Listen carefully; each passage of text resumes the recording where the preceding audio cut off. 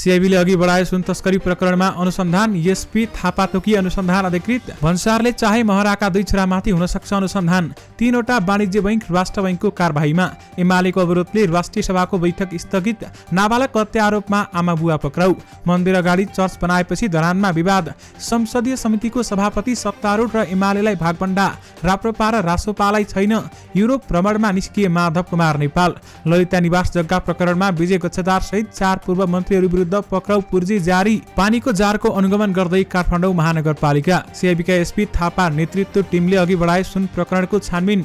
Mobile बैंकिङको system hack गरेर लाखौं रुपियाँ ट्रान्सफर। उच्च स्तरीय समिति बनाएर सुन प्रकरण छानबिन गर्न सत्ता र प्रतिपक्षबीच मिलेन कुरा। त्रिभुवन विश्वविद्यालयको आर्थिक अवस्था धराशयी भएको भन्दै कर्मचारीको सेवा सुविधा कटौती। जब हत्कडीबाट छुटकारा पायौं एकअर्कामा अंगालो हालेर रोयौं भन्दै बोल्छी ध्रुवेको भनाई। एमाले सांसदले गरे राष्ट्रिय सभा बैठक अवरुद्ध। सिआइबीको खोजी सूचीमा रहेका 4 पूर्व मन्त्रीको भूमिका के छ त? यसबारे महत्त्वपूर्ण जानकारी। विश्व स्वास्थ्य संगठनको क्षेत्रीय निर्देशकमा डाक्टर आचार्यको उम्मेदवारी। दोषीमाथि कारबाही र घाइतेको उपचार गर्ने गृहमन्त्री नारायण काजी श्रेष्ठको प्रतिबद्धता। उत्तराखण्ड पहिरो अपडेट। बेपत्ता खोज्न कुकुर परिचालन। छानबिन भए पूर्ण रूपले सहयोग गर्ने डाक्टर भट्टराईको प्रतिबद्धता। दलको बैठकमा प्रचण्डको ब्रिफिङ। एमाले बाहिर सुन देखाएर भित्र टीआरसी विधेयक रोक्न खोज्दैछ।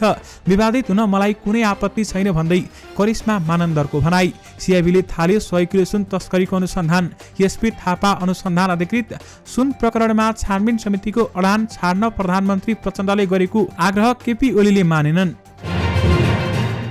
दर्शक महानुभावहरू नमस्कार। स्मार्ट खबरको न्युज अपडेटमा यहाँहरूलाई हार्दिक स्वागत छ। म आर्यन न्युपानी। सदाझै आज पनि हामी उपस्थित भएका छौँ आजका महत्त्वपूर्ण समाचारहरू लिएर।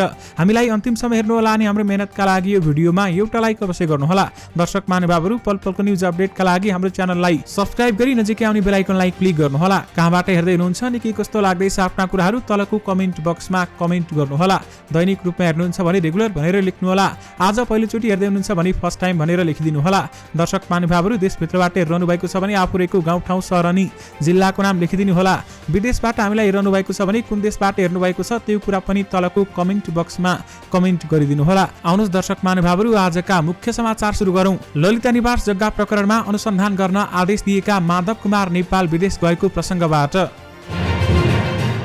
नेकपा एकीकृत समाजवादी पार्टीका अध्यक्ष माधव कुमार नेपाल युरोप भ्रमणमा गएका छन्। प्रवासी नेपाली एकता मञ्च युरोपले आयोजना गरेको कार्यक्रममा सहभागी हुन नेपाल आज बिहान 7:30 बजे टर्किश एयरलाइन्सको विमानबाट जेनेभातर्फ प्रस्थान गरेका हुन्। उनी प्रवासी नेपाली एकता मञ्च युरोपले स्विजरल्यान्ड र लन्डनमा आयोजना गरेको कार्यक्रममा सहभागी हुने उनको सचिवालयले जनाएको छ। पूर्व प्रधानमन्त्री नेपाल आगामी भदौ 1 गते स्वदेश फर्किने कार्यक्रम रहेको छ। पछिल्लो समय ललिता निवास जग्गा प्रकरणमा उनी संलग्न छन् कि भन्ने आशंका पैदा भएको छ र साथमा अदालतले उनीमाथि छानबिन गर्न पनि आदेश दिइसकेको छ। यति बेलामा विदेशमा जानुलाई अर्थपूर्ण रूपले हेरिएको छ र यसबारेमा जनता भने आक्रोशित बनेका छन्। जनताले भन्न थालेका छन् ललिता निवासको मुख्य आरोपी कहिले बैठक त कहिले युरोप भ्रमण भनेर निस्किसके। अब कसरी हुन्छ उतै पलायन हुन बेर छैन बरै। नेपालका नेताहरूको भागदौड हेर्दा भ्रष्टाचार नगरेको सायद कोही छन् र भन्दै प्रकाश दराईले लेख्नु भएको छ। दर्शक महानुभावहरू यसबारेमा तपाईहरूको धारणा के छ हामीलाई यो भिडियोको कमेन्ट बक्स मार्फत बताउन भने नबिर्सनुहोला। काठमाडौँ महानगरपालिकाले पिउने पानीको जारको अनुगमन सुरु गरेको छ। कार्यालय, होटल, रेस्टुरेन्ट एवं घरमा प्रयोग हुने पिउने पानीको जार बारेमा अनुगमन सुरु गरेको महानगरले जनाएको छ भने पिउने पानीको लागि प्रयोग हुने जारमा उत्पादन मिति, उपभोग्य मिति, सिलप्याकको अवस्था, पानी राख्ने भाँडो टुटफुट, सफा सुग्घरको अवस्था लगायतका बारेमा अनुगमन सुरु भएको नगर प्रहरी निरीक्षक ईश्वर वाग्लेले जानकारी दिनुभयो। वाग्लेका अनुसार आज त्रिपुरेश्वरको विभिन्न पसलहरूमा खानेपानी जारको अनुगमन भएको छ भने अनुगमनको क्रममा माता Vaishno Devi food and beverage कम्पनीको जार नष्ट गरेको समेत वाग्लेले बताएका छन्। ती जारहरूमा उत्पादन एवं उपभोग्य मिति नलेखिएको, बिर्कोबाट पानी चुहेको अवस्थापछि हामीले 10-12 वटा जार नष्ट गरेका छौं भन्दै वाग्लेले बताएका छन्। दर्शक महानुभावहरू यसबारेमा काठमाडौँ महानगरपालिकाका मेयर बालिन शाहले समेत कडा एक्सन लिइसकेका छन् र साथमा महानगरलाई अनुगमन गर्न आदेश दिइसकेका छन्।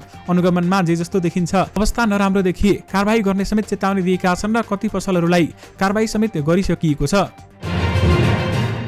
बालुवाटार स्थित ललिता निवासको सरकारी जग्गा हिनामिना प्रकरणमा विजय कुमार गच्छदार सहित 4 पूर्व मन्त्री विरुद्ध पक्राउ पूर्जी जारी भएको छ।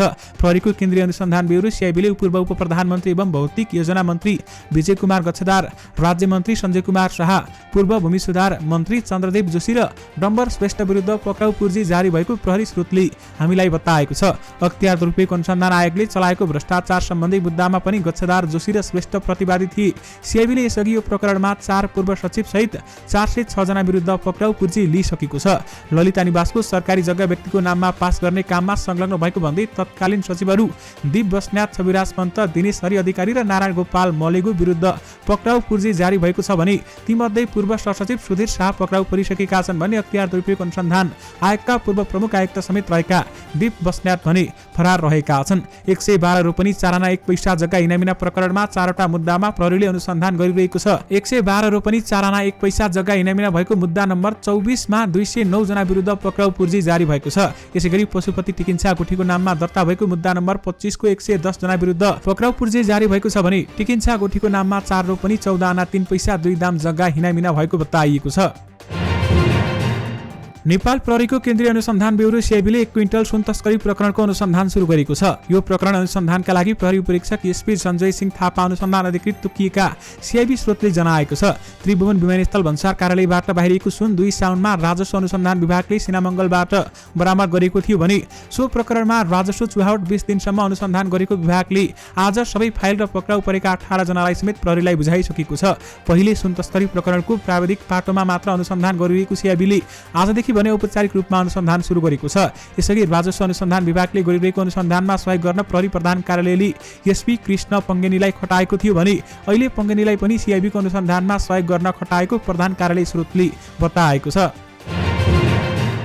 सत्तारूढ र प्रमुख विपक्षी दलका प्रमुख सचेतकहरूले संसदीय समितिको भागभण्डा टुङ्गो लगाएका छन्। आज बस्ने शीर्ष नेताहरूको बैठकले त्यसलाई अन्तिम रूप दिनेछ भन्दै बताइएको छ भने आज बसेको माओवादी संसदीय दलको बैठकमा प्रमुख सचेतक हितराज पाण्डेले सत्तारूढ गठबन्धन र प्रमुख प्रतिपक्षी नेकपा एमाले बीच भएको सहमति बारेमा जानकारी गराएका थिए। जस अनुसार संसदको सबभन्दा ठूलो दल नेपाली कांग्रेसले 4वटा समिति सभापति पाउनेछ भने एमालेले 3 र माओवादी केन्द्रले 2 तथा जनता समाजवादी पार्टी, एकीकृत समाजवादी र जनमत पार्टीले 1-1 समितिको सभापति पाउनेछन्।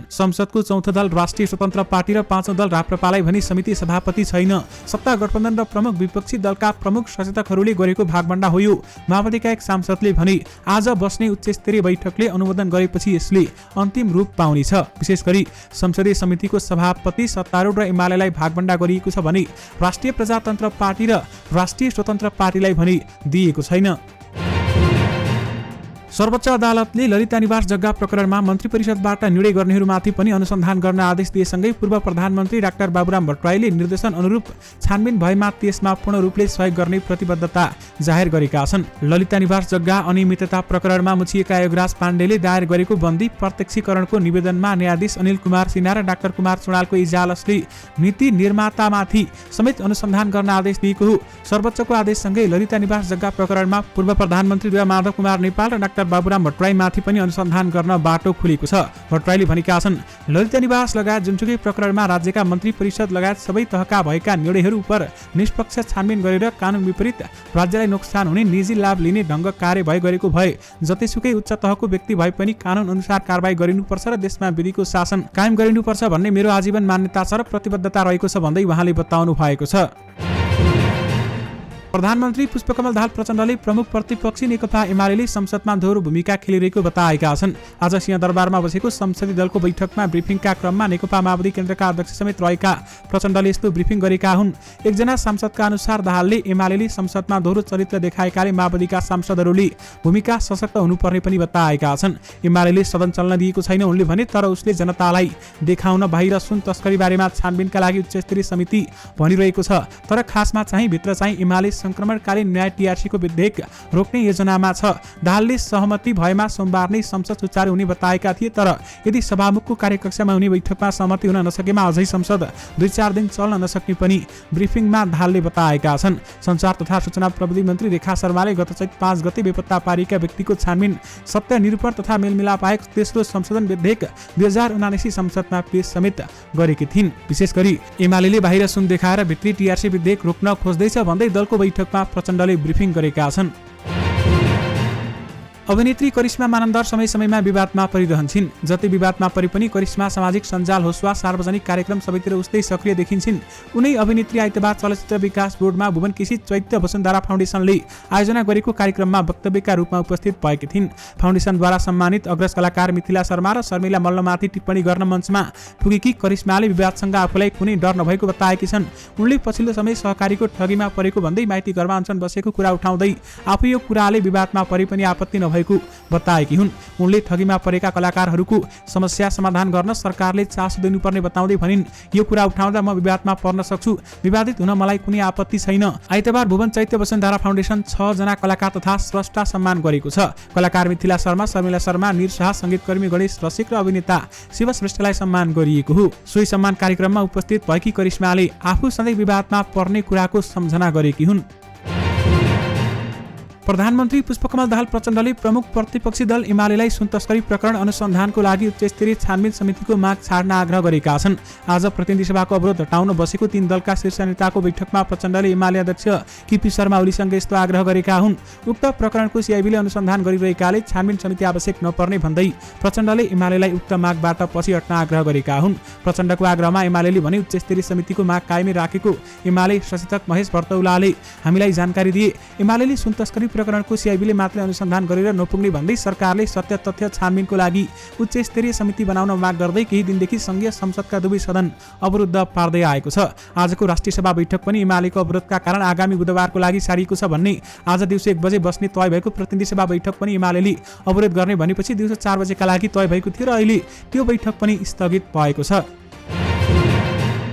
नेपाल राष्ट्र बैंकले 3वटा वाणिज्य बैंकहरूलाई कारबाही गरेको छ। गत आर्थिक वर्ष 2079-80 को चौथो त्रैमासमा नियामकीय व्यवस्था उल्लङ्घन गर्ने वाणिज्य बैंकहरूलाई कारबाही गरेको राष्ट्र बैंकले जनाएको छ। राष्ट्र बैंकले तोकेको 90% कर्जा निक्षेप अनुपात सिडी रेसियो कायम नगर्दा कुमारी बैंक र हिमालयन बैंकलाई नगद जरिवाना सहित कारबाही गरेको राष्ट्र बैंकले जनाएको छ। कुमारी बैंकले गत आर्थिक वर्षको माघमा सिडी रेसियो नपुर्याउँदा राष्ट्र बैंकले 59,63,694 रुपियाँ नगद जरिवाना गराएको छ भने यस्तै हिमालयन बैंकले पनि लागत आर्थिक वर्षको कार्तिकमा सिडी रेसियो नपुर्याउँदा 1,39,47,028 रुपियाँ नगद जरिवाना गराएको छ।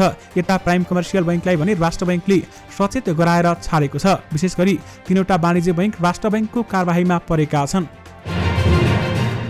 हिन्दूहरूको पौराणिक महत्त्वको विजयपुर डाँडामा इसाई धर्मका आस्थावानले चर्च बनाएपछि धरानमा विवाद बढेको छ।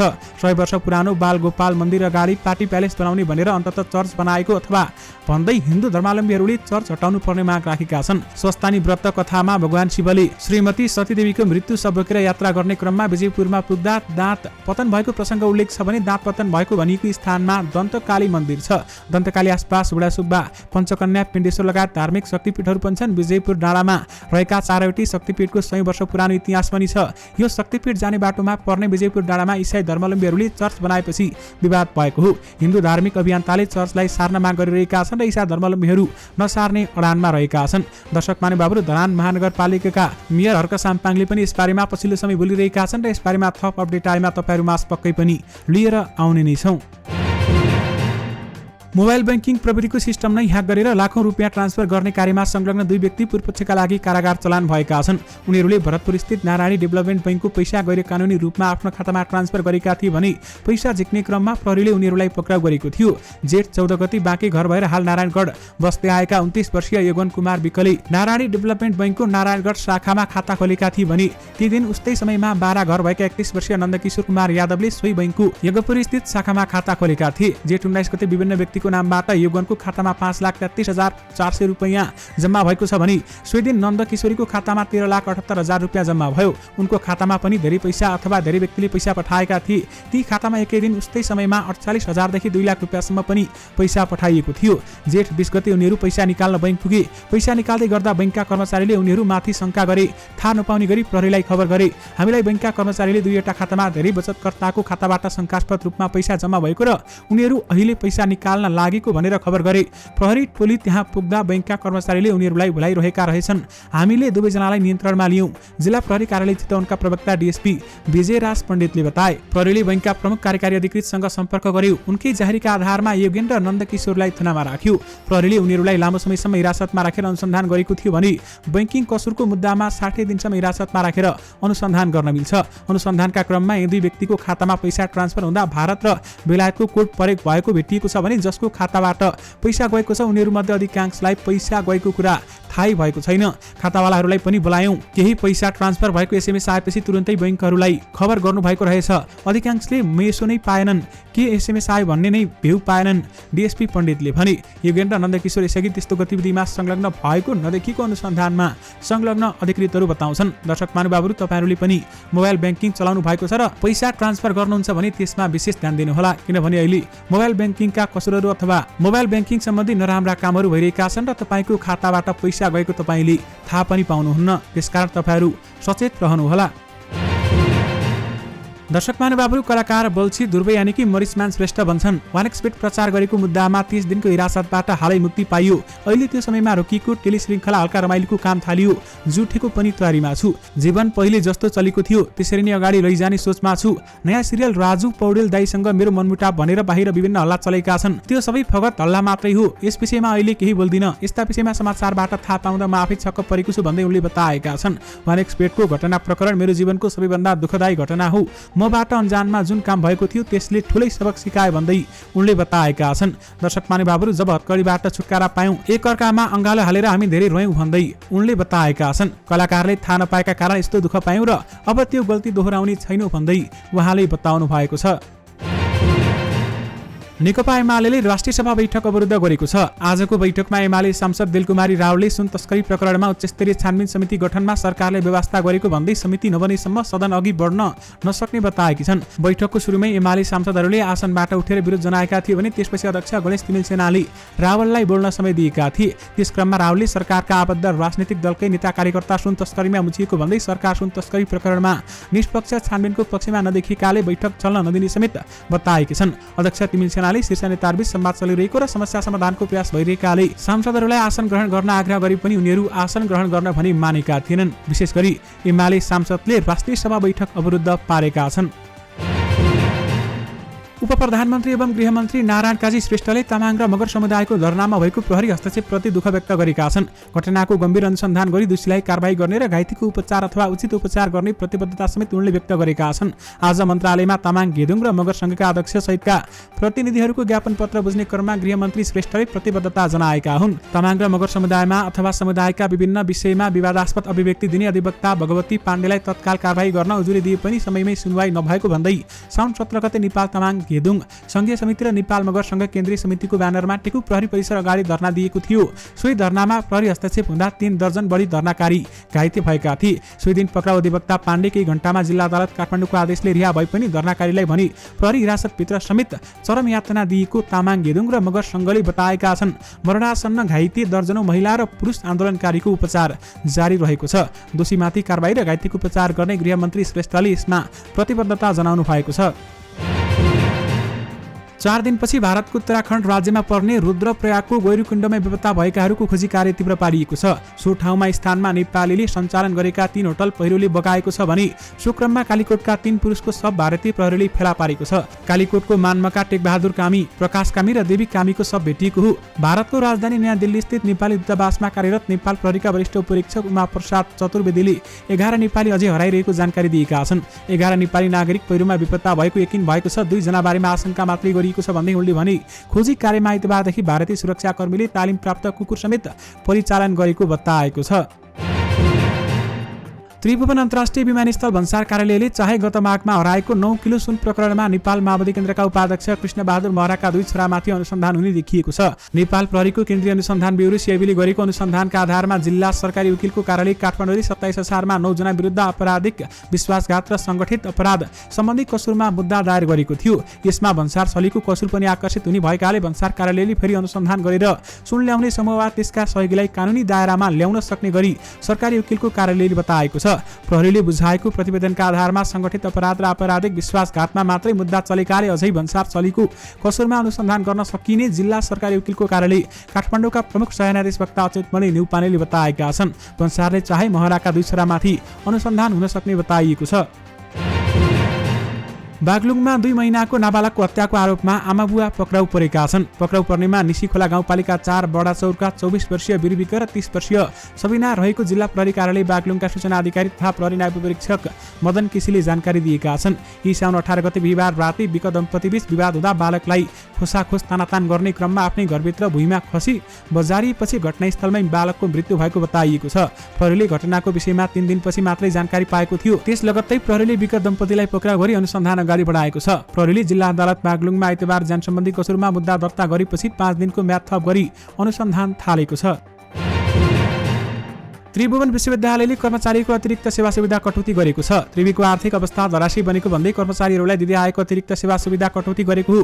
गत असार 26 गते बसेको त्रिवी कार्यकारी परिषद बैठकको निर्णय नम्बर 2172 अनुसार कर्मचारीको अतिरिक्त सेवा सुविधा कटौती गरिएको जनाइएको छ। त्रिवीको उक्त निर्णयपछि 7000 को हाराहारीमा रहेका त्रिवीका कर्मचारीले पाउँदै आएको अतिरिक्त सेवा सुविधा कटौती हुन लागेको हो। साउन महिनादेखि लागू हुने गरी तलब सुविधा बाहेक पाउने अतिरिक्त भत्ता लगायतका सुविधा नपाउने भएका छन्। त्रिवीको उक्त निर्णयको विरोधमा कर्मचारीहरू आन्दोलनमा उत्रिएका छन्। उनीहरूले उक्त निर्णय तत्काल फिर्ता लिन र कर्मचारीको सेवा सुविधा यथावत राख्न माग गरेका छन्। त्रिवीले देशको अवस्था जर्जर भएको र त्रिवीको समेत आर्थिक अवस्था धराशयी बनेको भन्दै त्रिवी सभाले अतिरिक्त पारिश्रमिक सेवा सुविधा सबै कटौती गरेको थियो।